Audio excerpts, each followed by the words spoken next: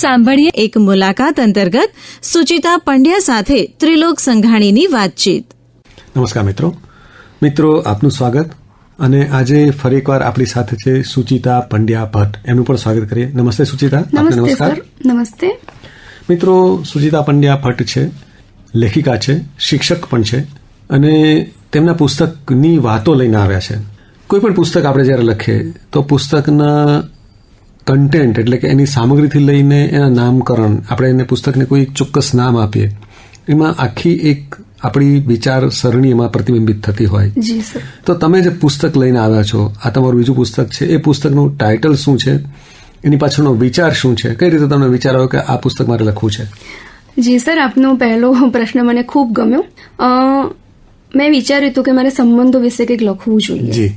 એટલે મેં વિચાર્યું કે આજનો ટેકનોલોજીનો યુગ છે, એમાં આપણે બેંક હોય, લોકર્સ હોય, મોબાઈલ હોય, કોઈ પણ પ્રકારના અત્યાધુનિક સાધનો છે એને આપણે ખોલવા હોય તો આપણને પાસવર્ડની જરૂર પડે છે. બરોબર. અને આપણે બહુ સરસ રીતે એને સાચવીને રાખીએ છીએ. આપણને કદાચ એવું લાગે કે આપણે ભૂલી જશું તો ક્યાંક લખીને મૂકીએ છીએ. અને આપણે એવી રીતે કાં તો કોઈની બર્થ ડેટ, જન્મ તારીખ કે પછી લગ્નની તારીખ કે કોઈ પણ આપણને જે ગમતો આંકડો હોય એ રાખીએ છીએ એટલે આપણને યાદ આવે. પણ શું આ વસ્તુ આપણે સંબંધોની બાબતમાં કરીએ છીએ? નથી કરતા. સંબંધોનો પાસવર્ડ શોધવા માટે, એટલે કે સંબંધોને, અત્યારની જે જનરેશન છે કદાચ સંબંધોની જે ભાવના છે એ વિસરાઈ રહી છે જેમ સમય જાય છે તેમ. તો એ સંબંધોને કઈ રીતે ફૂલોની જેમ મગમગતા કરવા, તેમને ખીલેલા કરવા, એને કેવી રીતે આપણે સારી રીતે સાચવી શકીએ, તો તેની માટે મેં સંબંધો વિશે લખવાનું વિચાર્યું. એટલે જ મેં મારા પુસ્તકનું નામ સંબંધોનો પાસવર્ડ રાખ્યું. અચ્છા, હવે આપણે સંબંધોનો પાસવર્ડ એની વાત કરી. જી. તો પહેલા તો સંબંધોની આપણે વાત કરીએ તો આજથી 15-20 વર્ષ પહેલા આપણા જે સંબંધો હતા એ આપણા નજીકની વ્યક્તિઓ જોડે હોય કે આપણે જેમની સાથે કામ કરતા હોય, જેમની સાથે 3-4-5 કલાક રોજ વિતાવતા હોય એવી વ્યક્તિઓ જોડે હોય કે જેમને આપણે ક્યારેક મળતા હોય એવી વ્યક્તિઓ જોડે હોય. એ સંબંધો, પહેલાના સંબંધો અને અત્યારના સંબંધોમાં તમારા દ્રષ્ટિએ શું પરિવર્તન આવ્યું છે? પહેલા તો એ કહો. જી સર, સૌ પ્રથમ તો સર હું કહીશ કે મને પુસ્તક લખવાનો વિચાર ક્યાંથી આવ્યો કે હું અને મારા પિતાજી, એકચ્યુઅલી એવું હોય છે કે અમુક વસ્તુ આપણને વારસામાં મળે. હું પોતે કોલમનિસ્ટ છું, વક્તા છું, લખું છું. મારા 2 પુસ્તક મેં લખ્યા. મારા પિતાજી કદાચ આ બધું નથી કરી શક્યા પણ એ નાના ક્વેટસ લખતા હોય છે. એટલે મને જયારે સમજણ થઈ કે હું પણ કંઈક લખી શકું ત્યારે મને ખબર પડી કે આ વસ્તુ મારામાં ક્યાંથી આવી. એટલે મારા પિતા સાથે મારે ચર્ચા થઈ હતી કે બેટા, અમારી જિંદગી કંઈક અલગ હતી અને થોડાક સમયથી હું કંઈક જોઈ રહ્યો છું સંબંધોની બાબતમાં, એ મને થોડું અલગ લાગે છે.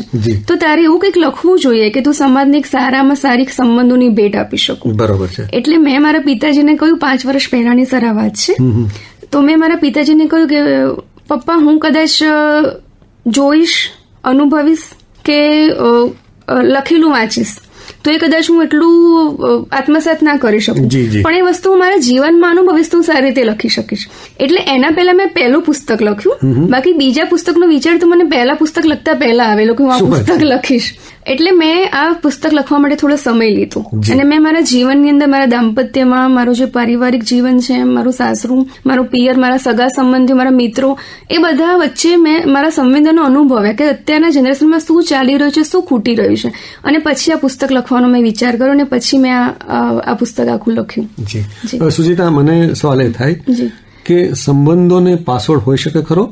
અને અથવા તો સંબંધોને પાસવર્ડ આપણે આપવો પડે કે પછી આપણે એ પાસવર્ડ વડે આપણે સંબંધોને ફરી પાછા તાજા કરી શકીએ, કે સંબંધોને પાસવર્ડ ન હોવો જોઈએ? આપનું શું કહેવું છે? આમ તો સર જોવા જઈએ દેખીતી રીતે તો પાસવર્ડ હોવો જ ના જોઈએ, પરંતુ સમય અત્યારે એવો ચાલી રહ્યો છે કે બધું એટલું પ્રેક્ટિકલ થઈ ગયું છે કે આપણે હવે સંબંધોના પાસવર્ડને શોધવો જ રહ્યું. જેમ કે હું મારા પુસ્તકમાંથી સર જો આપ કહો તો એક વિષયની વાત કરું. આપણે હંમેશા એવું કહીએ છીએ કે પિતા એટલે આજની પેઢીને તેવું જ લાગે કે કચકચ કરતું એક સાધન. પિતા ઘરમાં આવશે એટલે હમણાં કંઈક ને કંઈક બોલશે, એના કરતા ચલો બહાર જતા રહો.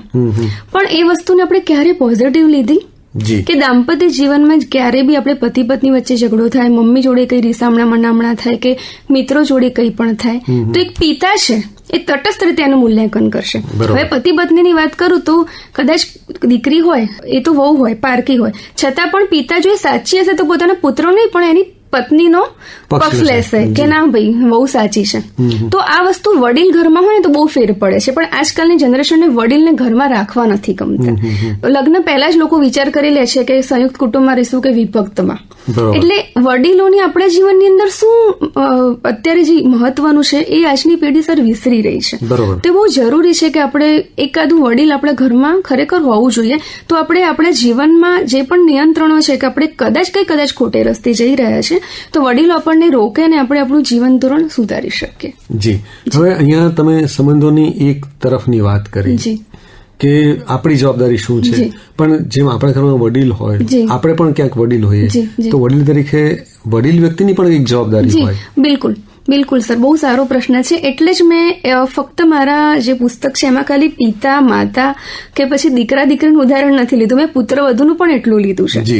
આજે કઈ એવી દીકરી હોય સર કે જે 25 વર્ષ પોતાના ઘરે ઉછતી કૂદતી ચકલીની જેમ રમતી હોય, એને પોતાના સપના હોય, એની સ્વતંત્રતા હોય, એ બધું છોડીને પારકા ઘરને પોતાનું કરવા આવે. પરંતુ આપણો તેની સાથેનો વ્યવહાર જયારે આપણે તેને વડાવીને લાવે છે ત્યારે આપણે બધા વચ્ચે કહીએ છીએ, જયારે એની માતા રડતા હોય છે ત્યારે કે ભાઈ તમે ચિંતા ના કરો, તમારી દીકરીને લઈ ગઈશું. પણ શું ખરેખર ઘરમાં આવ્યા પછી આપણે તે દીકરીને દીકરીની જેમ રાખીએ છીએ? આપણી દીકરી આપણા ઘરે રહેવા આવે ત્યારે સવારે 9 વાગે ઉઠે તો ચાલે, પણ જો પુત્ર વધુને 5 મિનિટ પણ મોડું થાય ઉઠતા તો આપણે તરત સંભળાઈએ છીએ કે એમ કેટલા વાગ્યા. તો આ વસ્તુ અત્યારની એટલે જનરેશન નવી પેઢી અને જૂની પેઢી એ બંને વચ્ચે સમાયોજન ખરેખર સંતુલન સાધવું બહુ જરૂરી છે. વડીલોએ પણ એક પક્ષ સમજવાની જરૂર છે ને એટલું જ નવી પેઢીએ પણ એટલું જ સમજવાની જરૂર છે. હવે આપણે જેને લોહીના સંબંધો કહીએ છીએ એ ભાઈ બહેનના સંબંધો હોય કે આપણે જેને કહીએ કે માતા પિતા અથવા તો માતા પુત્રી કે માતા પુત્રના સંબંધો હોય, તો લોહીના સંબંધોમાં આનો જે પાસવર્ડ હોય એ શું છે તમારી દ્રષ્ટિએ કે જેથી એ સંબંધો પણ તાજા રહે? જી સર, જેમ કે તમે માતા પુત્રની વાત કરી, આપણે હંમેશા એવું માનીએ છીએ કે માતા બહુ મહાન છે કે એણે આપણને જન્મ આપી દીધો એટલે મહાન થઈ ગઈ. ના, એ ફક્ત જન્મ નથી આપતી, પણ આપણા ઘરના ચૂલાને સળગાઈને એ પણ કેટલી અંદર સળગતી હોય છે. આપણે એવું વિચારીએ છીએ કે પારકી દીકરી આપણા ઘરમાં આવે તેને સેટ થતા વાર લાગે, પણ એ વસ્તુ આપણે માતા માટે વિચારી કે જયારે પારકી દીકરીને ઘરમાં લાવે છે તો તેને પણ થોડી ઇન્સિક્યોરિટી થતી હશે. જે માં 25 વર્ષથી એક ડબ્બો એક જ ખાનામાં મૂકતી હોય, એનો ડબ્બો બીજા ખાનામાં બદલાય તો એને પણ થોડું અનસિક્યોરિટી થાય કે ભાઈ મારું બદલાઈ ગયું. એ દીકરો તમે 25 વર્ષ પછી દીકરીને ઘરમાં લાયા, દીકરીના મા બાપને એટલી જ ચિંતા થતી હોય, એના માટે ભાવના હોય, તો શું પુત્ર છે એની માતાને આખું પુત્ર સોંપી દેતા એને એનું કાળજું નહીં કંપી હોય? એટલે આ જગ્યાએ જયારે તમે પુત્ર વધુની વાત કરો છો, દીકરીની વાત કરો છો, તો તમે માને પણ એટલી સમજો કે એનું સમર્પણ કેટલું છે. બરોબર છે, બહુ સરસ વાત કરી. હવે આપણે તમારા પુસ્તકમાંથી એવી 2, 3, 4 વાત જે તમે કહો કે જે તમને લાગતું હોય કે જે આપણા બધા શ્રોતા મિત્રોને એક સરસ મજાની ટિપ્સ આપતી હોય, સંબંધોને જાળવવા, સંબંધોને લીલાછમ રાખવા માટેની ટિપ્સ આપતી હોય, એવી 2, 3 વાતો કરો. મારો બહુ ગમતો ટોપિક છે કે આ સંસ્કાર સિંચક દાદા દાદી. બરોબર સર, આપણે અત્યારે જોઈ રહ્યા છે કે નોકરિયાત યુગલ હોય એટલે બટ ઓબ્વિયસ એમને ઘરમાં એક આયા રાખવી પડે. મેં પહેલા જ કોઈ માતા પિતાને રાખવા કોઈને ગમતા નથી, પણ હું એવું માનું છું કે સર આયા તો સવારે એ પોતાના પૈસા માટે આવે છે, સવારે 8 વાગે આવે અને સાંજે 8 વાગે જાય, ત્યાં સુધી એ ફક્ત પોતાનો મોબાઈલ મચેડે કે એની ફરજ હોય કે 2 ટાઈમ એને બાળકને જમાડી દે. પણ એ જ વસ્તુ આપણે આપણા માતા પિતાને ઘરમાં રાખીએ તો કેટલો ફરક પડે. આપણે જોઈએ છે કે આપણે જયારે નાના હતા ત્યારે વાર્તાઓ ક્યારે આપણને આપણે માતા પિતાએ નથી શીખવી, દાદા દાદીએ શીખવી છે, આપણે સંસ્કાર શિક્ષક. આજે મને ગાયત્રી મંત્ર બોલતા આવડ્યું તો મને હજુ પણ યાદ છે કે મને મારા બાએ શીખવ્યું હતું. એ જ વસ્તુ શું આપણને આયા શીખવશે? ના, એને તો શું પડી હોય, એને તો ફક્ત પૈસા મળી જાય એટલે એ તો એના ટાઈમે જતી રહે ને આવતી રહે. પણ એ જ વસ્તુ જો દાદા દાદી હોય, આજે તમે જુઓ બાળકને સ્કૂલમાં મૂકવા જવું હોય ને તો દાદા 10 મિનિટ પહેલા ખરા તાપમાં પણ ત્યાં પહોંચી જશે. એમના વડીલનું એમનું પોતાનું શરીર કામ નહીં કરતું હોય, એને સાધન નહીં મળે તો એને તેડીને પણ ઘરે લાવશે. હાઈ બ્લડ પ્રેશરમાં પણ એને વ્યાજનું પણ વ્યાજ વાલું હોય છે. આ જ વસ્તુ તમે બીજા વ્યક્તિને સોંપશો તો એ કરશે? એને કંઈ પડી જ ના હોય. પણ આજકાલની જનરેશનને ખરેખર માતા પિતા રાખવા નથી ગમતા ને એ બહુ મોટો પ્રશ્ન છે. એમને નથી ખબર કે સમર્પણ, નિડરતા, ધૈર્ય, ધીરજ, સંસ્કાર અને મૂલ્યો જે વ્યક્તિ, જે માતા પિતા, જ ઘરના વડીલો, જે અનુભવનું ભાથું છે એ શીખવી શકે, બીજું કોઈ નહીં શીખવી શકે. સાચું. જી, અને બીજી કોઈ વાત જે આ તમે એક સંબંધોના એક પાસાની વાત કરી, બીજી કોઈ વાત તમારા, કારણ કે પુસ્તકમાં તમે ઘણી બધી સરસ વાતો લખી છે, બીજી કોઈ તમને સ્પર્શતી સૌથી મહત્વની વાત તમે અંતમાં શેર કરો? બીજો સર એક બહુ જ મસ્ત વિષય છે, કદાચ આજની જનરેશનને કદાચ નહીં ગમે, 90% લોકોને નહીં ગમે, પણ મારી કલમ હંમેશા વાસ્તવિકતા લખે છે. ભાઈ ભાંડું. આપણે કહીએ છીએ કે બે ભાઈઓ હોય એમને એકબીજા માટે બહુ પ્રેમ હોય. હવે કોઈ લગ્ન પ્રસંગ હોય ને સર, તો કદાચ પોતાનો સગો ભાઈ નહીં આવ્યો હોય ને તો ભાઈને પ્રોબ્લેમ નહીં થાય, પણ પોતાનો મિત્ર થોડો 10 મિનિટ બી મોડો પહોંચ્યો ને તેને ફોન કરી દેશે કે ભાઈ તું પહોંચ્યો કેમ નહીં. આ જે અંતર છે ને વધી ગયું છે. ભાઈને બિઝનેસ સ્ટાર્ટ કરવો છે તો એના મિત્રને કહેશે, પણ પેલો ભાઈ જે બિચારો એની ઘરની પરિસ્થિતિ ખરાબ છે, એના નાના બાળકો છે, એને ખરેખર અત્યારે જરૂર છે, એને નહીં કે. આ બધું કેમ વધ્યું? ઈર્ષા, કે એ મારાથી આગળ ના વધવું જોઈએ. આ જ વસ્તુ 25 વર્ષ પહેલા સર 4 ભાઈઓ ઘરમાં રહેતા હતા ને, તો ઘરની બહાર વાત કદાચ આર્થિક પરિસ્થિતિ નબળી હોય તો બહાર નથી જતી. બધા સમજી વિચારીને એકબીજાનું જોઈ લેતા હતા. એ વસ્તુ આજે તમે જુઓ, એ વસ્તુ ખોવાઈ ગઈ છે. આજે જેટલી ટ્રીપો ભાઈઓ સાથે નથી થતી ને એટલી ટ્રીપો દોસ્તો મિત્રો સાથે થાય છે. એટલે હું તો એવું માનું છું કે સર લોહી લોહીના કામમાં આવે. એ જ વસ્તુ તમે જયારે માંદગી હોય, કોઈ એવી પરિસ્થિતિ અણધારી અત્યારે જીવન છે ગમે તે આવી ગયું, તો સગો ભાઈ પહેલા પહોંચી જશે. ભલે તમારા સારા પ્રસંગમાં એ મોડો આવ્યો, પણ ખરાબ પ્રસંગમાં તમારો મિત્ર નહીં પણ તમારો ભાઈ પહેલા હશે. તો આ વસ્તુ દરેક પેઢીએ, ભલે પ્રેક્ટિકલ જમાનો થઈ ગયો, કોઈ પાસે સમય નથી, પણ જે લાગણીનો જે તંતુ હોય ને સુકાવો ના જોઈએ. એ ખરેખર આપણી ભીનો અને લીલો રાખવો જોઈએ, તો જ આપણે કદાચ કંઈક ને કંઈક મૂલ્યો આપણા બાળકોને પણ શીખવી શકીશું.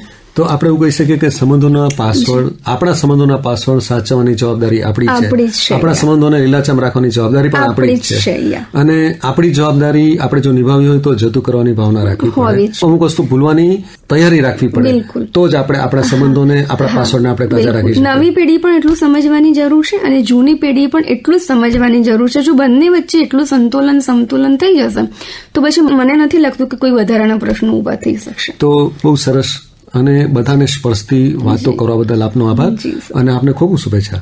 સર નમસ્તે. આપે મને ફરીવાર આવો મોકો આપ્યો અને તે બદલ હું આપનો ઋણ સ્વીકાર કરું છું. અને આકાશવાણી આમ જ આવા સરસ મજાના કાર્યક્રમો કરે અને શ્રોતાઓ સુધી આપણો સંદેશ પહોંચે તેવી અભ્યર્થના કરું છું. ફરીવાર શુભેચ્છા. Thank you.